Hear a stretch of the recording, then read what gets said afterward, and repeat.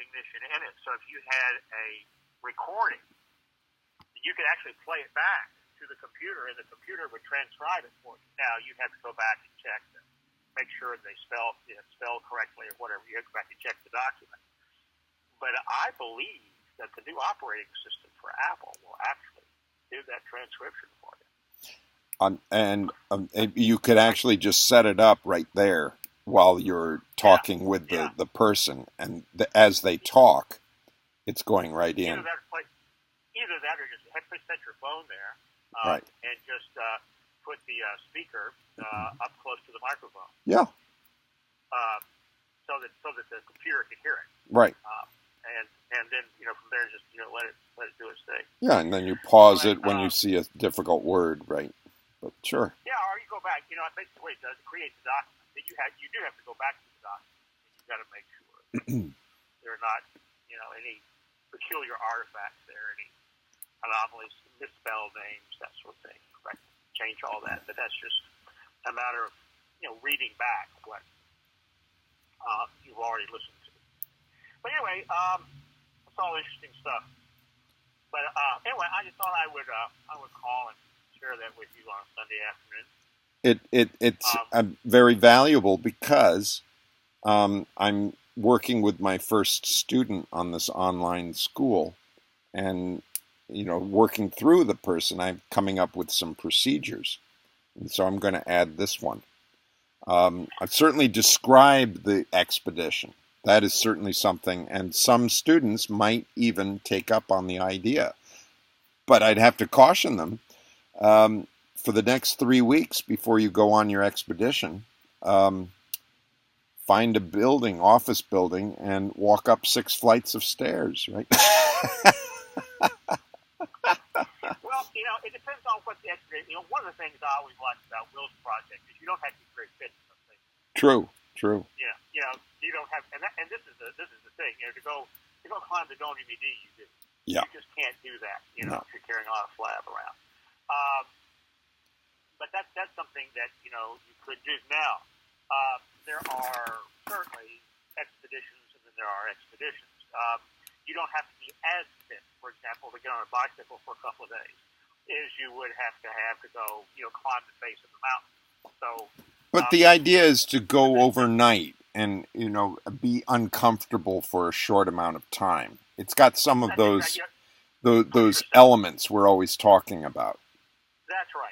To have to contend with nature, to have to contend with yourself, to push yourself beyond what you thought you probably were capable of doing. Which is part of the entrepreneurial cycle. It is. I mean, it's entrepreneuring and this sort of thing are very, very similar. Because what you're doing is you're saying, I think I could do this, and then when you start doing it, the first question you ask yourself is, why the hell did I ever involved? But you keep pushing forward because you don't want to give up. Right. You don't want to give up. So you keep pressing, you keep pushing. Seeing if you can't get to the top of that, quote, mountain, end quote. So there it is. There would be a very good, I think, little business model for somebody to do expeditions for high school students, to organize things in various cities around the country, particularly for kids who in inner city schools and whatnot. Say, okay, we're going to go hike the Appalachian Trail this weekend. We're going to rent a bus. And we're going to go up there, and we're going to start here, and we're going to go to there, and then we pick it up again, and we'll bring you back. What I hear you saying, it's a compressed version of Boy Scouts.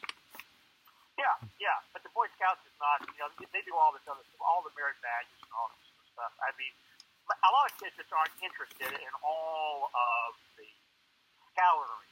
Right. That's not a word, but the scoutery that's involved in that.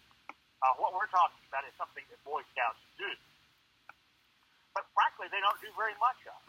I mean, the Boy Scout, you're much more likely to find a Boy Scout at the city science museum on the weekend than to see the Boy Scouts out hiking the Appalachian Trail. Because the hiking is just one of the badges.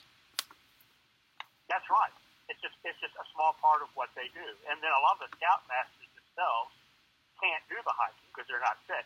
It's just, somebody's dad who raised his hand and said, yeah, I'll be a scoutmaster or whatever, but they're not really able to do the sort of things that we're talking about doing. They couldn't do an AIGLON expedition. I remember, gosh, it was one of these skiing expeditions one winter, and the school hired a guide. And I forget where we were going, but in any event, I remember that first night at the dortoir, that guide was so whacked that he pulled out some schnapps, got absolutely loaded. The next morning was hung over, and we'd leave him behind. Oh, no. He was done. After the first day, he was done. He had never done anything like that. Oh, All those steel stands going across glaciers, uphill and downhill, uphill and downhill. Dude, what? God almighty, was crazy. So, yeah, he got loaded when he got to the dortoir. But they decided they had to hire somebody. Was that it? They were short a staff member? Well, I think the thing is that, when you're up high and you got everything covered with snow, landmarks are harder to find. Right. Right. And you don't have the trail sign.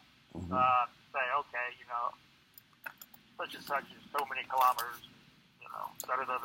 so we'll get somebody who's local who can help us. Exactly, who knows the way.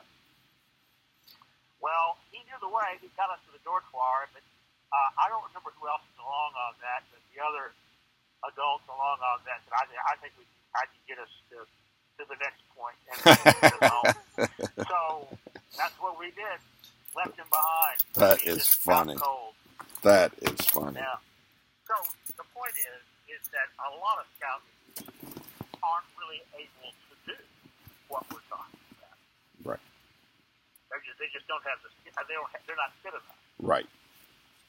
They just can't do it. So that's where your idea is. You come up with some sort of model, where a business model, where somebody would say, "Look, if you're trying to compress the cycle of entrepreneurship, here's one way to get it." Well, yeah, and it could be one of several activities. In fact, it could in addition to this. It wouldn't be one. That's right. It wouldn't just be one. You want people to be able to, and then people might want to do, as we did at AIGLON, you might want to do 3 or 4 of these things a year. Yeah. But they could be a bicycle X. It could be there could be some variety in it as well. You wouldn't necessarily have to pack everything. Right. Exactly right. Exactly right. But I just think this sort of stuff. I think there's so much potential for good. Kids have a chance to do something, to achieve something that they didn't think they were able to achieve, and particularly achieve something physically. But it's just not the same. Instead of playing basketball or football, all the schools offer this sort of stuff.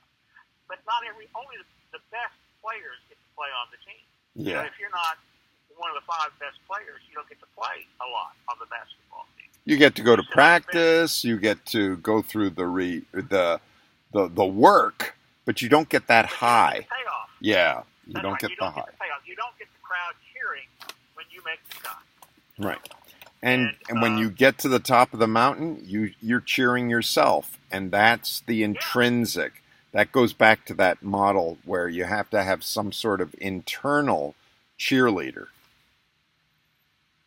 That's right. And the thing is, you know that you got there through your own perseverance and sweat. Yeah.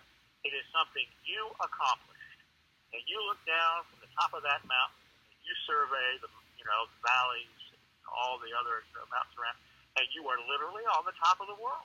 Literally and figuratively on the top of the world. There are some benefits of getting that Bukatan award or some points at the end of term, but and then maybe you're getting points for your house. So there were some external rewards, but it was chiefly, I think you've hit the nail on the head here. It's chiefly an internal reward if you keep doing it. That's right. If you work hard at something, you can reach your goals. It may not be easy. It may be painful at times, but you can do it. You can do more than you think you can. And that's the kind of mindset that you want to instill. Because once somebody climbs the mountain, realizes that they can't in fact get to the top, well, maybe the next time it's something else that they want to embark on, another project, another goal that they want to try to reach. But they become goal-oriented, and they realize that by doing a little bit of preparation and then doing some hard work, they can go places they never thought they could go. And that all that hard work pays off. You know, that's the thing. You always sit there cursing as you go up the mountain, like, why the hell am I here? I could be sitting at home, you know, watching the rifleman on television. My God, here I am in Switzerland on the side of a mountain. My legs are burning. But when you get to the top, it was worthwhile.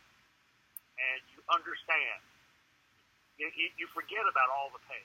But you sit there and you're looking out over the world and you think, my God, this is absolutely fabulous. This is absolutely fabulous. Look what I've done. And it only took, several days as opposed to several years to do it. And so then from there, the whole idea is, well, okay, doing well in school or studying whatnot, it's going to take a while. It's hard work. But there's a payoff. And you know what a payoff feels like. Right, because you've been to the top of the mountain. You've been to the top before. You can go to the top again. It's a different top, different kind of goal, different sort of, a different sort of animal. But it's basically the same thing. But you've got the confidence to be able to do it, and you've got the motivation to do it. Bingo. And that's what ultimately has to be imparted.